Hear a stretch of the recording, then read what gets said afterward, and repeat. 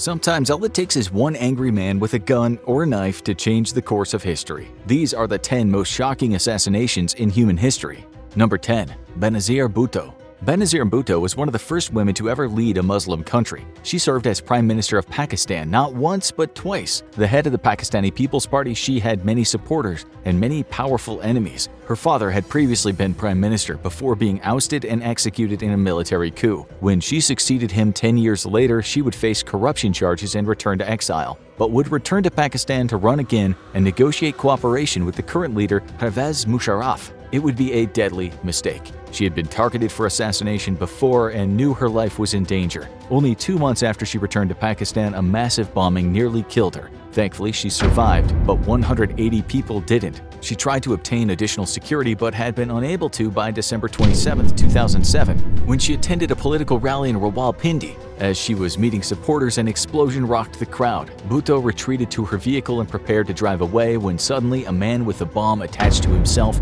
exploded right near the car as an assassin fired multiple shots. The car drove Bhutto to the hospital, but she was declared dead less than an hour after arrival. And this was only the start of the story. At first, reports came in that Bhutto had died of gunshots or shrapnel from the attack, but the Interior Ministry came up with a surprising claim. She'd actually died when her head hit the sunroof during the bombing. Many say that didn't make sense. Was Musharraf's government trying to cover up the truth? The assassination was blamed on the terror group Al-Qaeda, but many suspected that Bhutto's many enemies in the government might have had a hand in it. Arguably, Pakistan's most iconic politician was dead, and that left a power vacuum in the country's political system ever since. This next assassination saw a young leader cut down in his prime, and that led to decades of controversy afterward.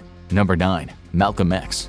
As the 1960s dawned, the civil rights movement was dominated by two men, the diplomatic Reverend Martin Luther King Jr. and the fiery Malcolm X. The Muslim minister and activist had risen from a troubled childhood and joined the Nation of Islam in prison, becoming one of its most prominent faces. His advocacy for black liberation gained him many supporters, but in the 1960s he became disillusioned with the Nation of Islam's unique brand of the faith and started practicing a more faithful type of Sunni Islam. This led to radicals in his own group turning on him, and some days it was hard to tell who wanted him dead more, white racists or the Nation of Islam radicals. But one was about to break through. The threats escalated as the leader of the Nation of Islam, Elijah Muhammad, called for Malcolm X to be beheaded. His house was burned down under mysterious circumstances, but he didn't let it deter him. On February 21, 1965, he spoke to a large gathering in Manhattan. Suddenly, there was a scuffle in the crowd and a man burst forward and shot Malcolm X with a sawed-off shotgun. As the minister collapsed, two other men came forward and began shooting with handguns, hitting him repeatedly. Malcolm X was rushed to a nearby hospital and pronounced dead, with a shocking 31 total bullet wounds between the three guns.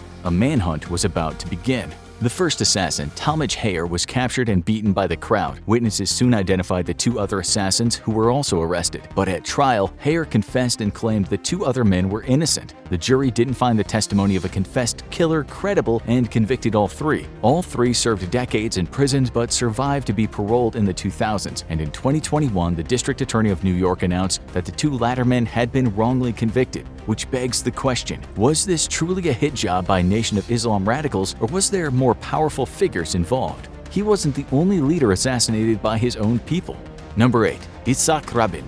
Ever since the State of Israel had been established in 1948, after the conclusion of the War of Independence, the small country had faced conflict, first at the hands of its neighbors and later with the Palestinian residents of the region, many of whom had been fighting against the Israeli occupation since Israel reclaimed more territory in the conclusion of the 1967 war. Terror attacks led to Israeli military raids, and the cycle continued. But one man was determined to make a change. Yitzhak Rabin, the fifth Prime Minister of Israel, had taken a huge political risk to negotiate a peace deal with Palestinian leader Yasser Arafat, and both sides hoped it would lead to the end of the conflict. But it wasn't to be.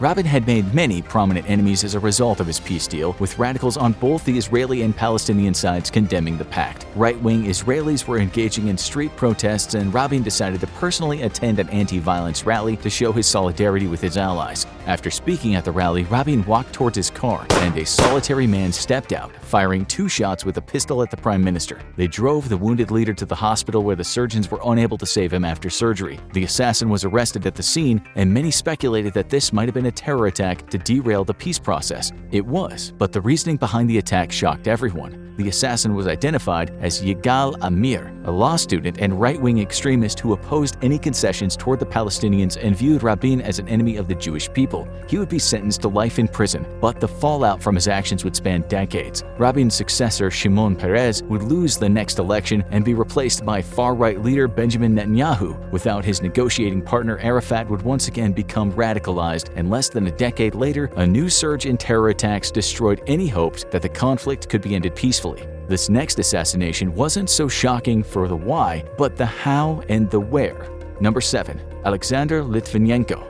Alexander Litvinenko was a former federal security official in Russia who met the same fate as many others when he fell out of favor with the government. In 1998, he faced prosecution for revealing state secrets, but managed to flee to England where he began telling the government everything, revealing shocking details about the corruption of the Russian state. Some of his allegations were extreme and were never proven, such as accusing the Russians of organizing many of the worst terror attacks on their soil as false flags to justify wars. But his old enemy Boris Yeltsin would soon die and be succeeded by the more ruthless Vladimir Putin, and Putin was infamous for how he dealt with his opponents. In 2006, Litvinenko made another public accusation against Putin, claiming that he had been behind the death of a prominent Russian journalist, Anna Politkovskaya, who had been killed in what looked like a random attack in her apartment elevator. And only 2 weeks later, he fell severely ill. As he was hospitalized, his condition got worse and worse, and doctors had no idea why. As he was breathing his last breath, he stated to officers that he believed that Putin had found a way to assassinate him from the other side of the continent. Before he died, photos were released of the dying man, and the public was horrified. Litvinenko died on November 1st, but that would only be the beginning of the mystery.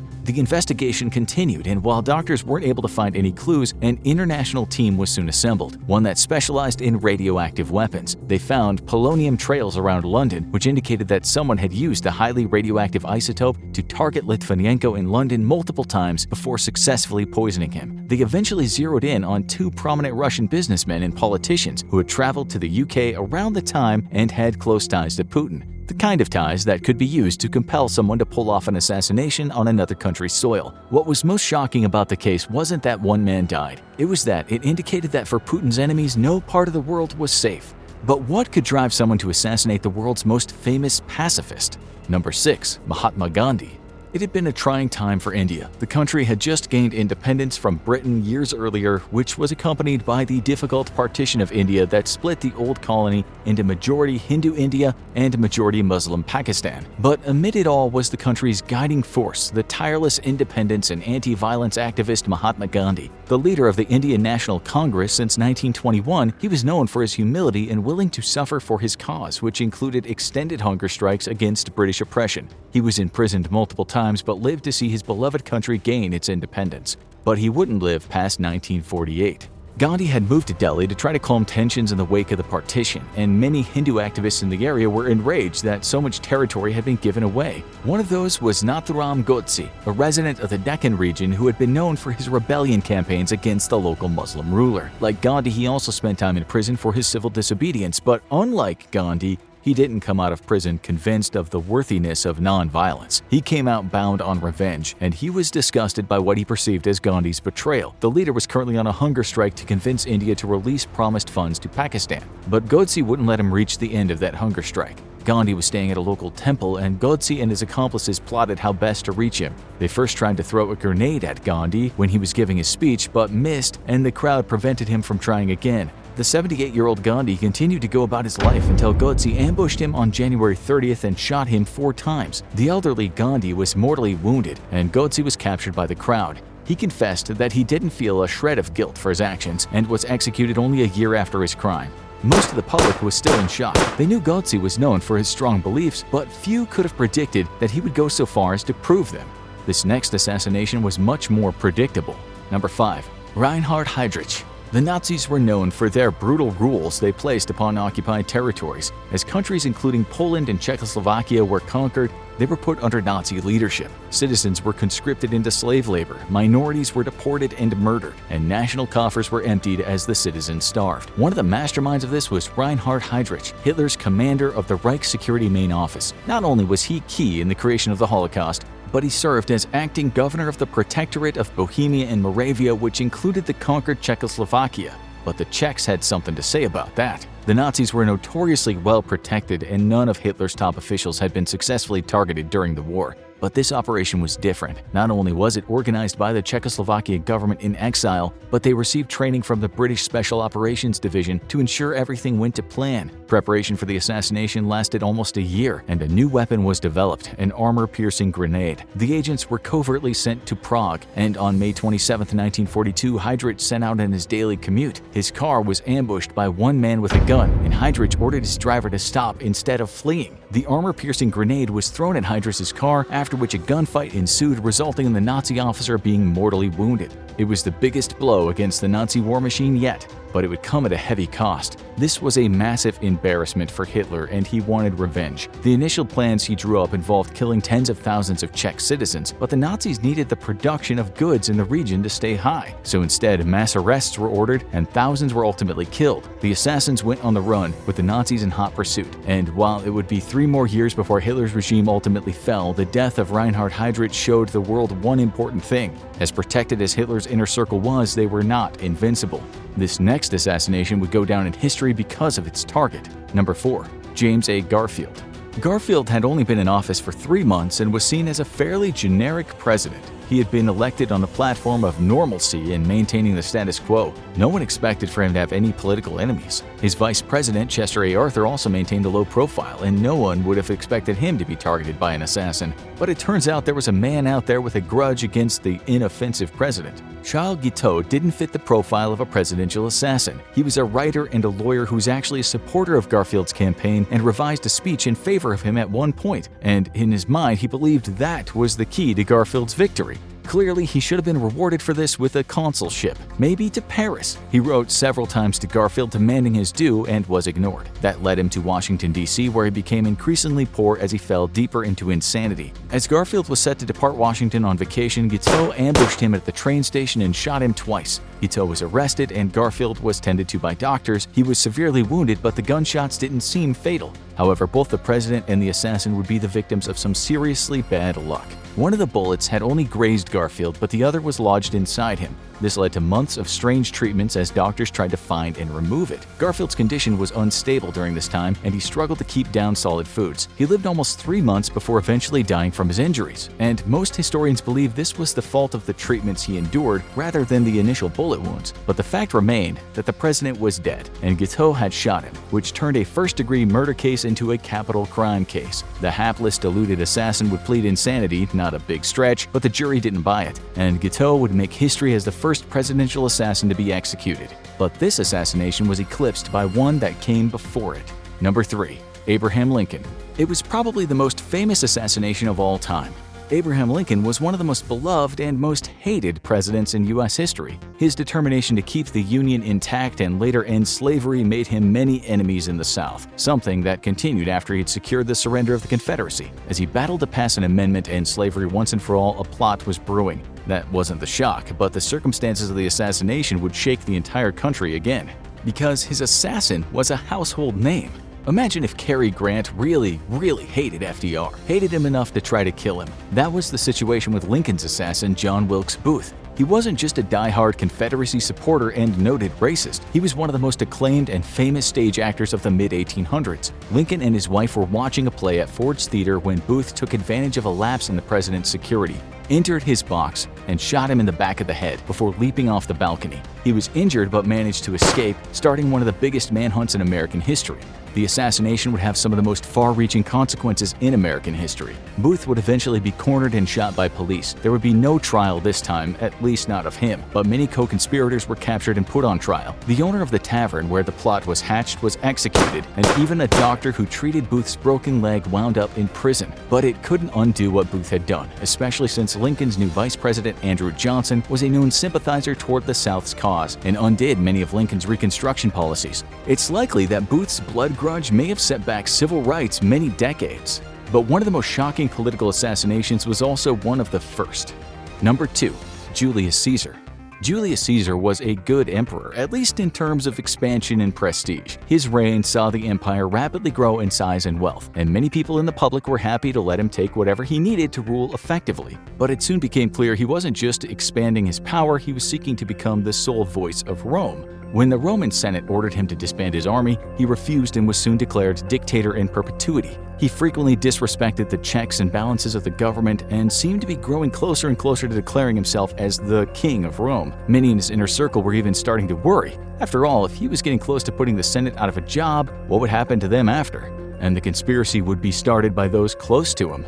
Cassius Longinus was one of the first to realize that something needed to be done about Caesar, and he soon recruited his brother-in-law, Marcus Brutus. They knew they had to strike soon, and they pulled in other powerful men to the conspiracy. They even considered recruiting the famous orator Cicero, but decided he was too cautious and too old. It was decided that they would ambush Caesar at one of his Senate meetings on the Ides of March. Of course, this was ancient Rome, no guns available, which meant that conspirators would have to get up close and personal. The attack would go down in history. The sheer scope of the plot would become clear when all the conspirators drew their knives. Caesar was stabbed 23 times in total, but an autopsy indicated that only one of them was fatal. The conspiracy was successful, but the larger goal was not achieved. Caesar's successors would continue in his footsteps, and public shock at the assassination led to less resistance to the growing dictatorship. In the end, Rome's day as a republic would soon be done, and the Roman Empire would dawn. A fascination over Caesar's fate would spawn a Shakespeare play and countless books, movies, and dramas. But no assassination had more shocking details than this final one. Number 1.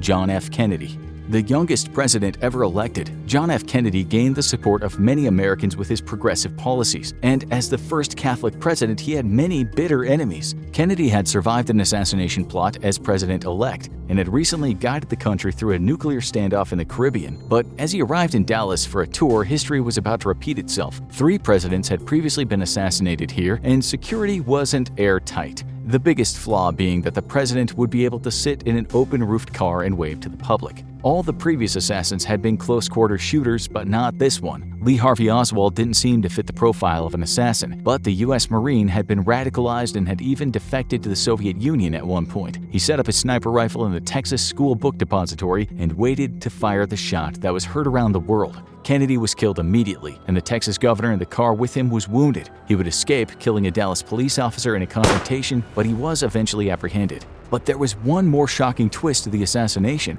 because it came as a 2-for-1 deal. 2 days later, Oswald was being held in the Dallas Police Department while plans were made to move him to another jail. While he was being transported, Jack Ruby, a local nightclub owner with mob ties, stepped out and shot Oswald once in the chest, killing him. The infamous assassin would never see a trial, and Ruby was arrested without incident. Some called him a hero, while others wanted him prosecuted for interrupting the course of justice. He would ultimately be convicted and end up dying in prison while awaiting a new trial on appeal, a month after being diagnosed with cancer. Was he an angry citizen wanting revenge for the president, or was there a larger conspiracy trying to silence Oswald before he could speak at trial? Want to learn about the craziest assassinations that didn't happen? Watch The Weird Reason These 10 Assassination Attempts Failed Miserably, or check out this video instead.